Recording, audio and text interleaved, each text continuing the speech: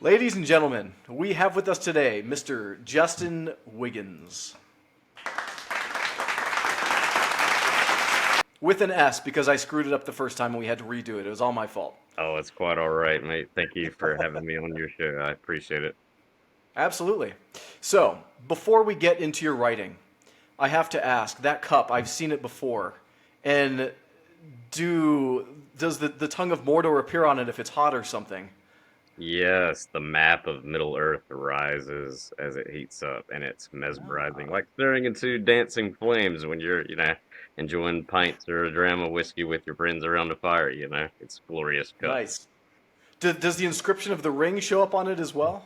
It does. Look, looks like it. Nice. Now the real question is, do you know how to speak it in the tongue of Mordor? I wish that I did. I'm afraid I do not, sadly. Well, I might have a one up on you then Oh, because it's Ashnach de Butelak Ashnask Kimbatul Ashnask Thrakutalak Agborzomaishi Krimpatul or something that like that along those lines. that was very impressive. I think Tolkien would have greatly appreciated that. All right. Well, now that our nerdiness about Tolkien is out of the way for now, but we're going to come back to it. Um, I usually ask people to tell me about themselves, but I actually stalked you extensively online, so I know everything about you. Oh, So why don't you tell me some things about yourself, and I'll tell you if they're right or not. brilliant. Well, I am a local author here in the mountains of North Carolina. I graduated with my bachelor's in English literature from Montreat College back in 2018 with a focus on C.S. Lewis studies. Lewis is my favorite writer. He was a brilliant Irish Ulsterman, though he lived in England for most of his life because of his work at Oxford and Cambridge University. And Lewis led me to Tolkien, George MacDonald, Neil Gaiman, the Bronte sisters, Maya Angelou, Shelley, Keats, and Byron, and other Irish writers like Seamus Heaney and John O'Donoghue. Have a really good community that I'm immensely thankful for. Thankful for the current work that I have. Do some work in Asheville, do some freelance writing, and write for Grant Hudson of Clarendon House Publications and Steve Pott of Inspired. Both of these publishers in the UK have changed my life. They're incredible. They do a lot of amazing work. They're all about community and human connection and the healing power of music and literature and art. Awesome. Well, that was very clearly outlined, and I appreciate that. And I was actually surprised in the midst of stalking you, I found out that you live in Black Mountain. We're actually city neighbors. I live in Arden, Oh yeah, so real close to you.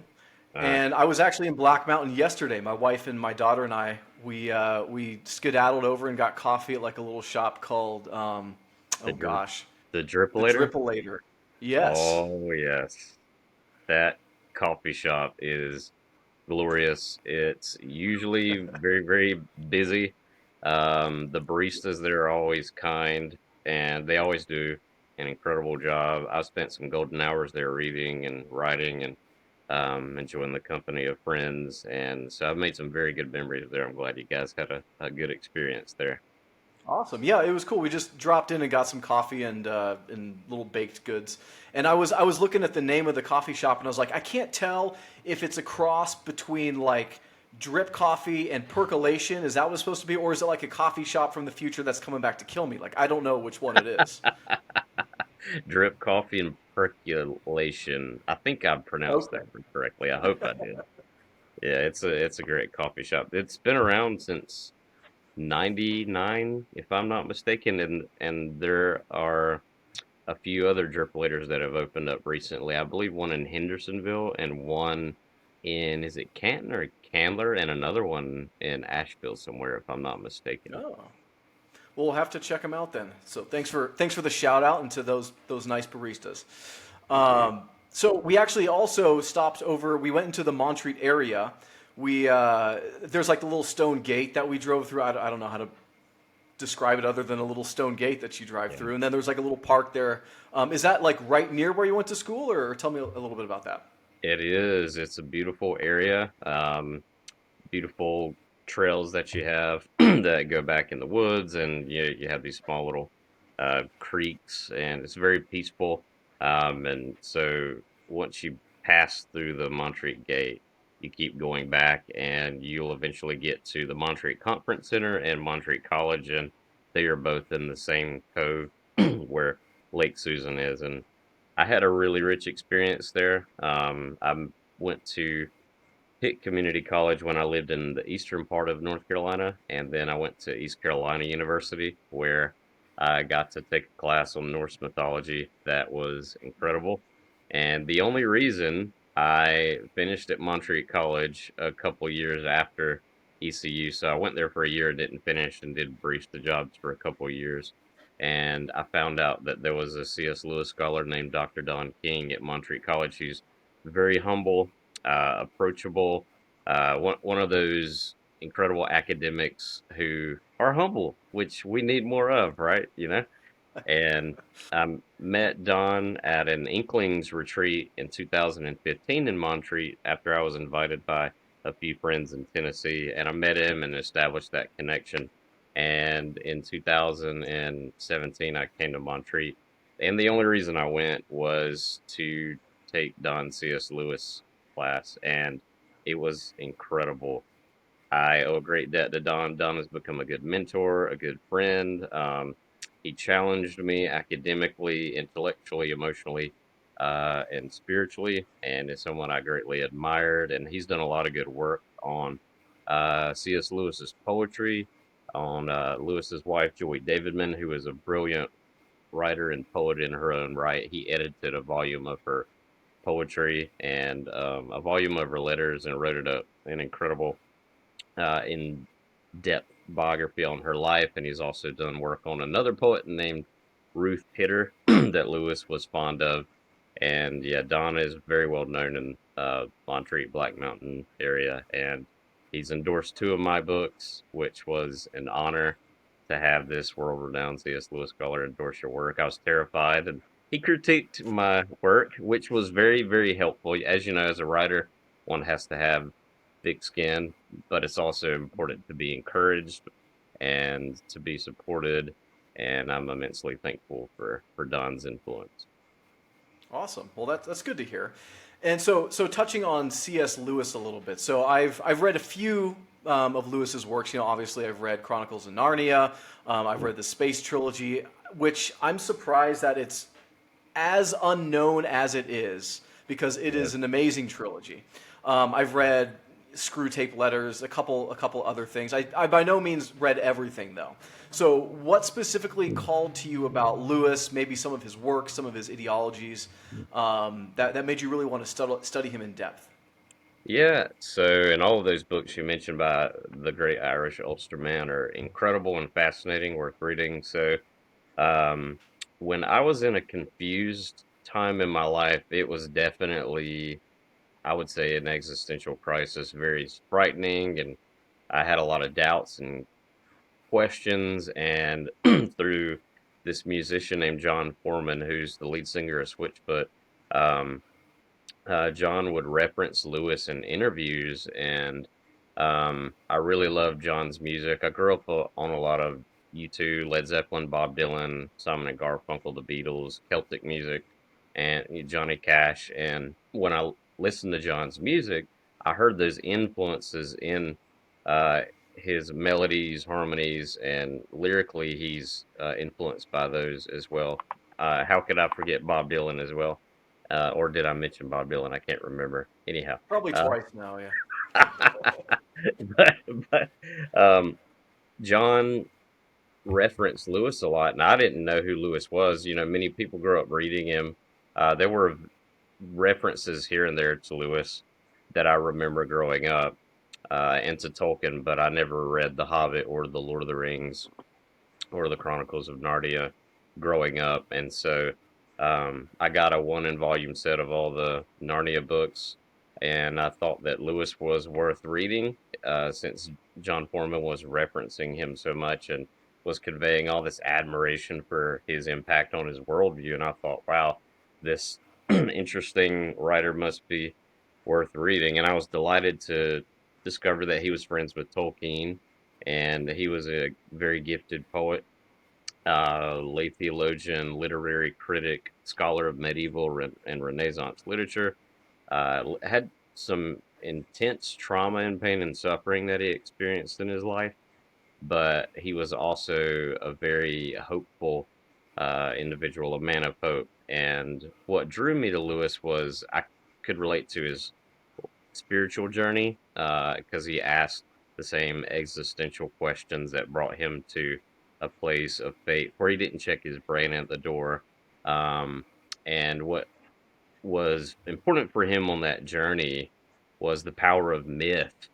And when I liked Lewis's nonfiction, but I think his fiction is his best because he is in that ancient bardic storytelling tradition. I mean, he was, born in Ireland and in Belfast, and he had such a gift with that. And I remember reading the creation story and the magician's nephew for the first time, and that was the first transcendent experience ever that I remember having, and that creation narrative in this brilliant fairy tale where Aslan sings Narnia into being was so powerful. I was filled with this overwhelming yearning and longing. And Lewis called it joy and borrowed from the German um, concept of Sehnsucht, which is the numinous or the transcendent. And it opened up my mind and my heart, and I just started discovering the power of myth and seeing how it transcends time and culture. And throughout human history, uh, different throughout human history, we have explored. We have how to put it. We have told stories that explore what it means to be human, and Mhm. myth evokes that transcendent sense um, of otherness, of the divine, if you will. That's not escapism or wishful thinking. And so Lewis' philosophy on how myth conveys truth, and Tolkien as well, and how, for my personal journey, how they wrote about Christianity as the true myth, the dying and rising God pattern comes true in the first century, and the incarnation, death, and resurrection of Jesus of Nazareth was life changing for me. And they also helped me find my voice as a writer. They helped me to come to this place where there's no us versus them mentality, and they helped me to appreciate people of different worldview perspectives, whether pagan, Buddhist, Hindu, Muslim, Jew, atheist, agnostic, and that saved my sanity because although I was thankful to be raised within the the church, and my family gave me the theological virtues of faith, hope, and love. The area that I grew up in, Eastern North Carolina, was so meshed with this weird political ideology and cultural fundamentalism that I found incredibly disturbing. And I saw a lot of brainwashing and proselytizing. And so Lewis's writings literally saved my sanity, and again helped me find my voice as a writer, and showed me the power of myth and story. And that gave me the desire to just simply be a good storyteller. I'm not an academic, not a scholar, but just aim to be a good storyteller, whether I'm writing poetry, fiction, or nonfiction. And I love again how myth is so universal. You think, for example, of Neil Gaiman's writings, or film adaptations of Neil Gaiman's works, like Good Omens. That hilarious book he co-wrote with Sir Terry Pratchett. It's influenced by mythology or American gods, Stardust, and of course his book Norse mythology. So Neil Gaiman has definitely also had a great, a profound impact on my worldview as Lewis and Tolkien, and the great Scottish writer George MacDonald, who influenced Tolkien and Lewis, and Mhm. also other writers like Madeline L'Engle, Ursula K. Le Guin. All of those writers are absolutely amazing. Yeah. Yeah, I grew up reading a lot of them as well. I'm actually unfamiliar with Neil Gaiman, I believe you said his name was. I've heard a couple Yeah. titles, but never read anything by him. And kind of touching on the myth thing again, like, I 100% agree with you. Like, myth and stories can help connect people from different walks of life and different philosophies and kind of Yeah. set them on the same path and kind of communicate a message. 100% agree. I love that. Going real quick to Tolkien. So I know that a lot of his stuff was influenced by like Norse mythology. Um, was Lewis influenced by any sort of mythological stories that you know of? Oh yes, numerous. He loved the ancient Greek myth of Cupid and Psyche, and when he was a young lad, he started writing a an epic poem inspired by it because the poignant myth haunted him his whole life, as he described. I think it was in a letter to someone, if I'm not mistaken. And then later on in his life, when he married Joy Davidman, again, who's a brilliant writer and poet in her own right, and who's worth reading as well, um, he wanted to pick up the idea again, and so he fleshed it out after she, after Joy gave him some constructive criticism, and he wrote "Till We Have Faces," which is an absolutely amazing retelling of the Greek myth of Cupid and Psyche. It was published in 1956 and is unlike anything else he ever wrote because he writes the story from the female perspective of Oriel, the sister of Psyche. And it's multi-layered and fascinating and worth reading. And also myth, the Irish myth of Tir na Nog influenced Lewis. Um, in the old Irish myth, it's the Isle of Eternal Beauty and Youth, where the Tuatha De Nu were the old godlike race of beings from ancient Ireland lived, and according to the myth, mortals get a glimpse of Tir na Nog once in this life, and you see it in the poetry of W.B. Yeats, and it's influenced another modern fantasy writer like Stephen Lawhead. But that ancient myth that Lewis heard as a young lad growing up in Belfast and County Down.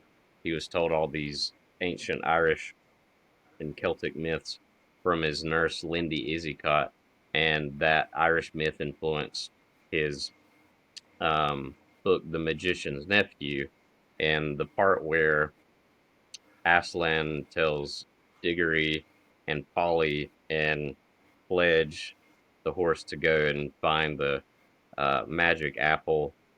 That sort of paradise, uh pl- how to describe it, it's an enchanted place, a magical place, and it's similar to the Irish myth of Tir na Nog. And the Tir na Nog myth is my favorite. It's the most poignant. um and so that myth definitely influenced the Magician's Nephew. And so those are two particular ones that come to mind. And also, as you know, in the since you've read the Space Trilogy, he borrows a lot from the Arthurian legends, and Merlin shows up in that hideous strength. And if I Hmm. remember correctly, of all of his books, the one that was most influenced by the Norse myths are Perelandra, um, and one of the Narnia books. I'm trying to remember the Horse and His Boy, because there's a phrase in the Horse and His Boy where they say to Narnia and the North, and when you read it, you feel that Nordic spirit. And in Perelandra, the second in the Space Trilogy, the characters, I believe they're at the very end of the book, you find out that their names are Tindril and Tor, and Hmm. obviously you can tell that he's being influenced by Tolkien's mythology and the prose and the poetic Eddas that were, if I'm not mistaken, compiled by the Icelandic scholar Snorri Sturluson. So you see Norse and Celtic, Greek, Roman mythology all over his writings, and I find that absolutely wonderful. Yeah. So I obviously didn't know. I couldn't relate any mythology to much of Lewis's work. I will say, obviously, he has lots of like biblical allegories and stuff, especially like in Paralandra, like the story of Adam and Eve and the fall and stuff like that coming on in Ransom. I mean, spoiler alert for anyone. I mean, this was like 50 years old at least, so I feel like the statute of limitations is okay on it. But Yeah. going to influences again, let's start talking about to your book, I guess. Ragnarok. So Uh, obviously Ragnarok is the end of the world in Norse mythology, the great battle. And before we get into your book, I'm curious if you know any parallels between Ragnarok and the Book of Revelation. That is interesting. Yes, I would say so. The parallel being in the Book of Revelation and the Old Norse myth, you both have this, um, the end of the world in the Norse myth, the twilight of the gods. Um, but there's a new heaven and a new earth, and Balder the beautiful, the son of Odin, comes back from the dead.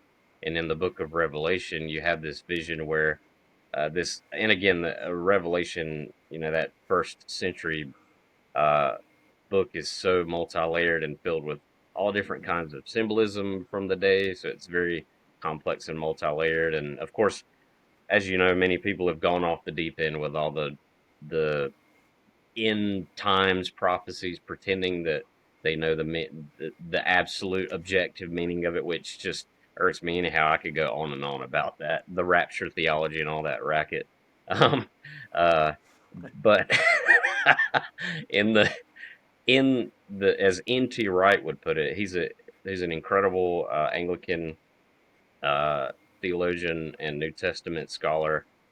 What you get in Revelation is after all of these terrible things that happen, you have the marriage of heaven and earth coming together. So it's not just doom and gloom. Yeah, there's doom and gloom to a certain degree, but it's ultimately hopeful because again, you have the marriage of heaven and earth, and in the Ragnarok myth, who knows how ancient that myth is?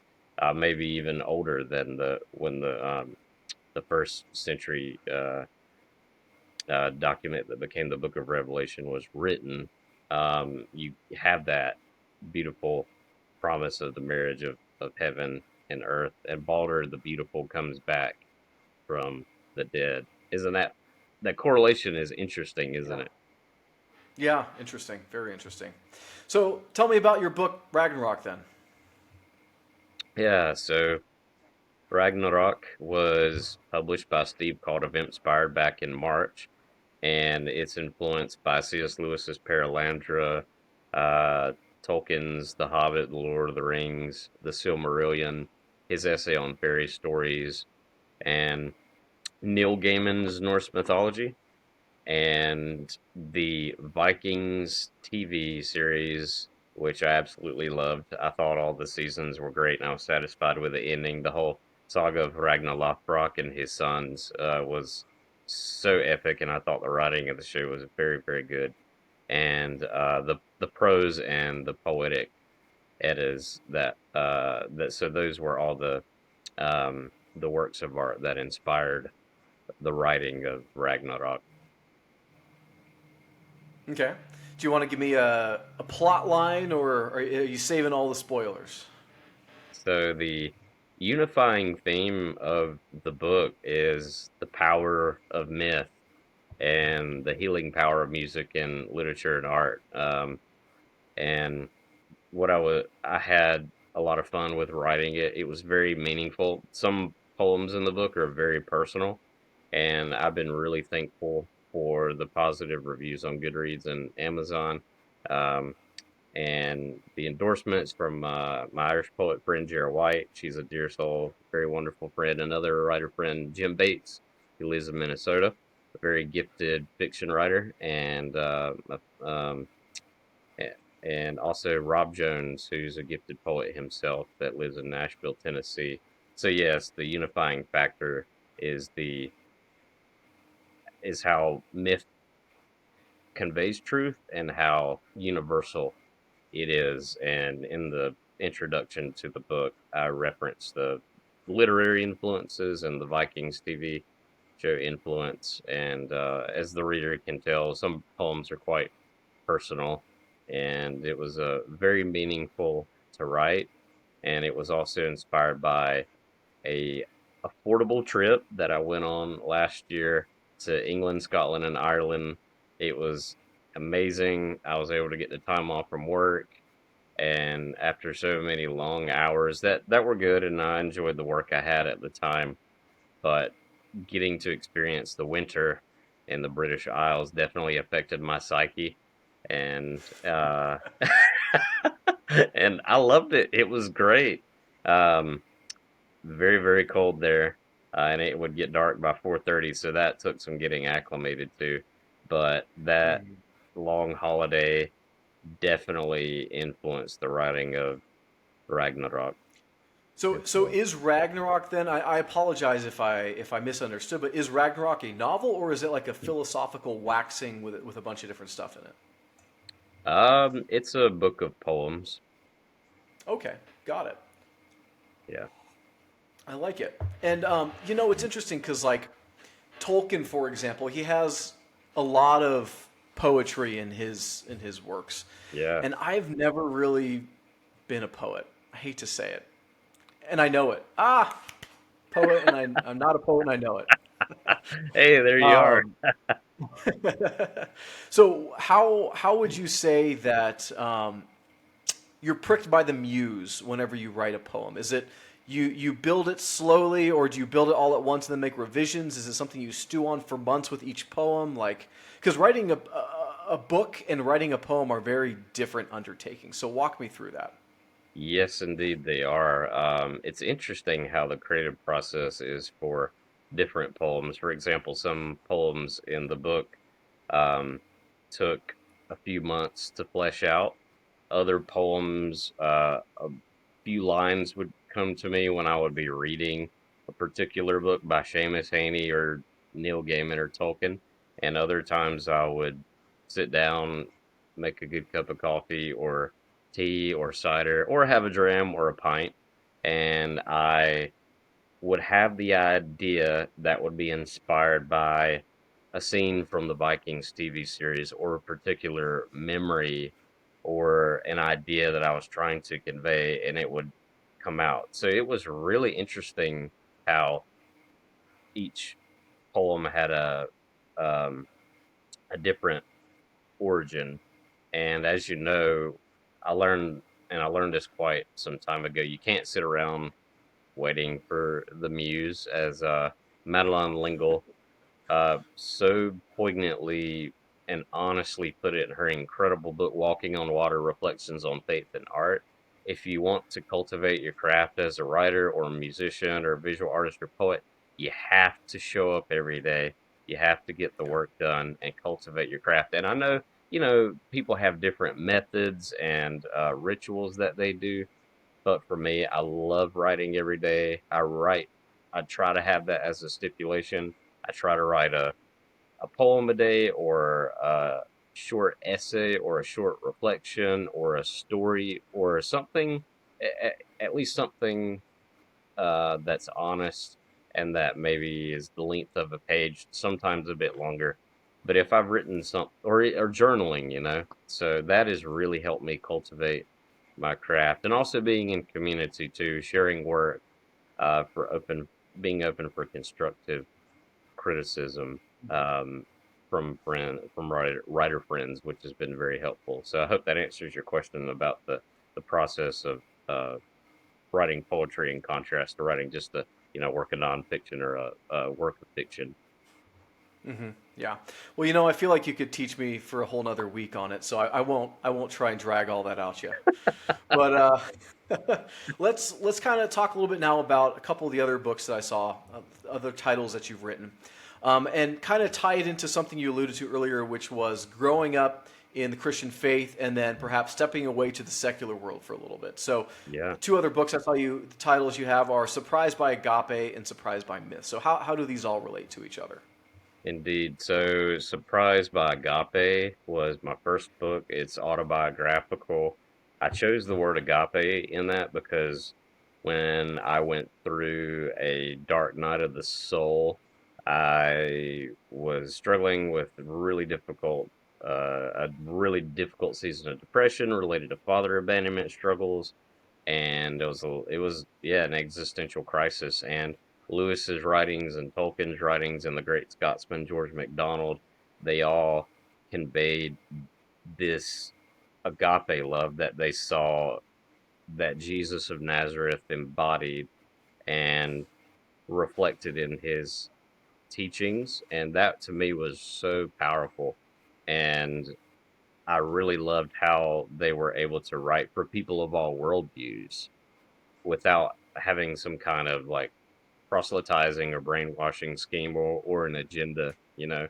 And that really helped me in my approach to writing because I wanted to write an honest work about the healing power of music and literature and art and myth and how universal art is, and while at the same time being honest about my leap from journey from agnosticism to Christianity. But I wrote it in such a way that, hey, here is my story about how I came to embrace faith in Jesus of Nazareth, and this is the role that um, community and the power of myth and story and art played in that journey and in asking existential questions as well.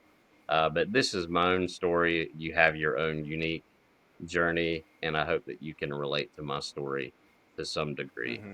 And Surprised by Myth was really fun. I co-wrote that with Grant Hudson. Grant is a very gifted, a well retired teacher now and really knows his stuff.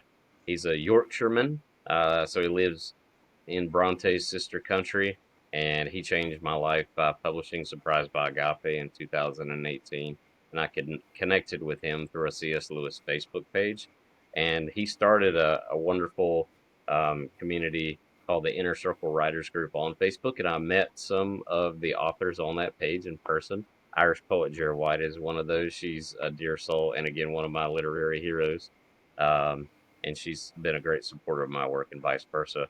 But the unifying factor in Surprised by Myth is, again, the universality of myth and Tolkien and Lewis's views on myth, and the other inklings as well, like Warney Lewis, what C.S. Lewis's brother. There was Owen Barfield, who was another inkling that was part of their literary group in the 1920s, 30s, 40s, 50s, and 60s. And there are some essays in it on particular books, uh, literary experiences, reading particular books, and travels inspired by Lewis and Tolkien and MacDonald, Madeline L'Engle, Ursula K. Le Guin, Neil Gaiman. So that book was a lot of fun to write, and at the heart of that was the universality of myth and what Lewis and Tolkien called the true myth, which I really found again absolutely amazing years ago, and that changed my life for the better. Awesome. Well, I would like now to invite you to read a poem or two from Ragnarok. Sure, I would like to read Ragnarok, and the other particular poem I would like to read is Bardic Tradition. So let me find it here on my, let's see. So, Ragnarok. Thor, Freya, and Odin the All-Father dies, along with the other giants and gods, and the world is destroyed. Yet what are the odds of Balder the Beautiful's resurrection, along with the coming of a new heaven and earth, where the sons of Ragnar Lothbrok are still spoken of with great reverence and mirth? All of this, which has yet to come to pass, the Norns are giving a revelation of what the hopeful sacred runes will convey to the Holy One who is worthy of the task. And that's Ragnarok. And the last poem I'll read is called Bardic Tradition. Skalds, poets, and bards of old, your tales of peril, love, hope, and joy are still being told in all four corners of the earth. Transcendent truths, birth, out of the primeval fire before the beginning of time, satisfying the deep yearning in all of humankind. So those are two particular ones. Thank,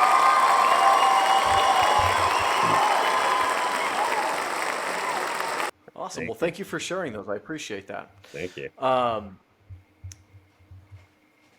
Tell me a little bit about your road to publication. Is this all self-published, or I know you mentioned one of your co-authors, I believe it was, kind of pushed you towards this. Walk me through pen to paper to I can buy it on Amazon.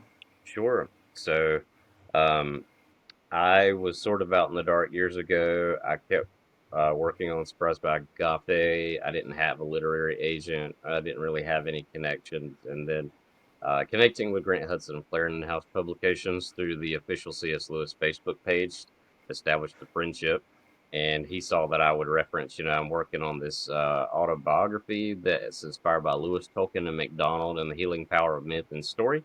And he sent me an email and said that he might possibly be interested in publishing it, which I was so taken aback by. I had no, again, no connections. I had to fight my way tooth and claw, like going to hell and back again, going from Mordor to the Shire, and man, he offered a contract my last semester at Montreat College, and it was really meaningful because my first time flying on a plane was when I was 28 that year. It was to Oxford, England. It was an affordable trip.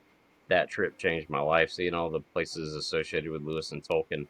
And so Grant Hudson changed the trajectory of my life with offering that contract. And then from there, the um, the second book came out in 2021. That's what I co-wrote with him, and then I wanted to do something different, so I tried my hand in a epistolary novella called Marty and Irene, inspired by the perks of being a wallflower, um, and the Irish poet friend Jer White that I connected with through the Inner Circle Writers Group on Facebook connected me with Steve Caught of Inspired, and as with Grant, Steve Called of Inspired published Marty and Irene, Tir na Nog, which has been my favorite book I've written. It's a book of poems and stories and essays about writers from Ireland, Scotland, and England and America, again, with the unifying theme of the healing power of music and literature and art, and especially inspired by the Irish myth of Tir na Nog, and Celtic Twilight, Celtic Song, Ragnarok, and Celtic Dawn. So I owe a great debt to Steve Calt and Grant Hudson. They are incredible small indie publishers in the UK, and they have changed my life. Uh, they've given me the opportunity to continue to cultivate my craft, and through them, I've connected with some incredible authors, and we're all about yeah, offering constructive criticism, but building each other up, encouraging each other, no egocentric bullshit. Um, just all about community and human connection.